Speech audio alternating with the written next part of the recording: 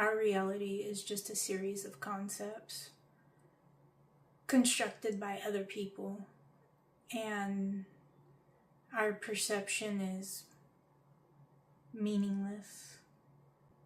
The concept of reality and what's real is just a concept. It doesn't exist. Our senses are extremely limited, and that's our foundation. If we can understand everything that we don't know, everything that we can't see, everything that we can't hear, touch, taste, feel, all of those things. If we could just imagine everything that we're missing because of how limited our senses are, then we would start to get a scope of what the world might actually be instead of what we think it is. Because our senses are limited, we're only seeing pieces, small, tiny pieces of what's actually there. And then worse, what ends up happening is we use these symbols, this language that I'm using. And this language, the symbol, the words, their meaning is inaccurate. It's incorrect. Because our senses are limited, what I call a chair, I'm not even seeing what's really there. We have machines and technology that have shown us a lot of things that we can't see. One of them would be magnetic fields, right? You might be able to feel them, but maybe you think you're just getting nauseous. It's not something that our senses can really detect beyond maybe not feeling so well. And then same with heat. Some predators are able to sense moving objects, alive prey, through heat sensors. We don't have that. We can't even imagine what that would be like. We have a representation through cameras of heat sensors that are programmed to hold certain concepts, like red means hot, blue means cold. And these certain concepts, they're filtered through programs so that we can kind of understand visually what we might not know through our senses, but it's not accurately displayed in the way it exists in real life, yeah?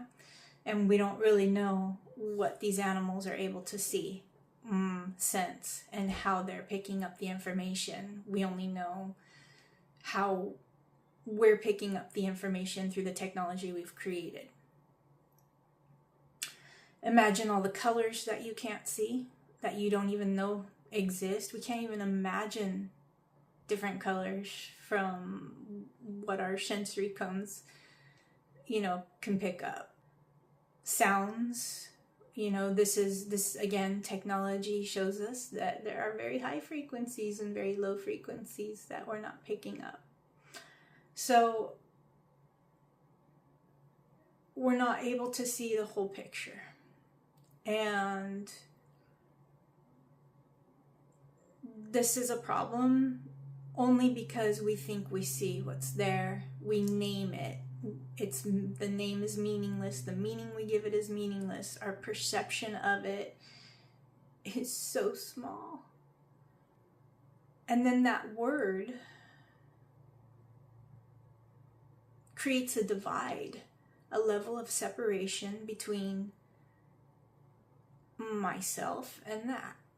There's separation now because of the words, because of the symbols. Add on all of the associations and meanings that we've accumulated for a certain word, like a cell phone or a wall or sad or happy. And the minute that those words pop into our head, all we're getting is a history and association from the past. So We might even use a word like sad. Oh, I'm sad. Probably not.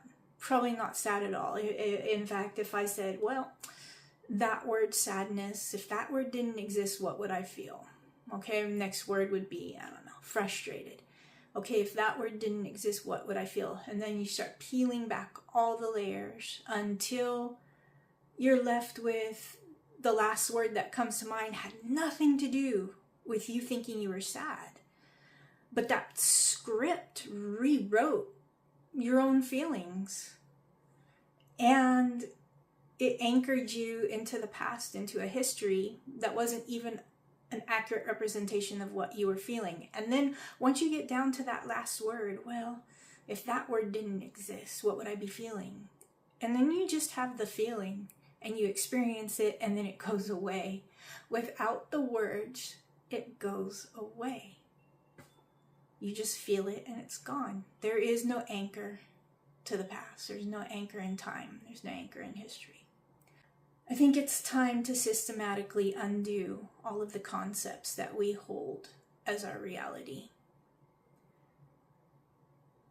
We're still going to have concepts. We're still probably going to have language, but hopefully it'll be a little quieter and a little more meaningful.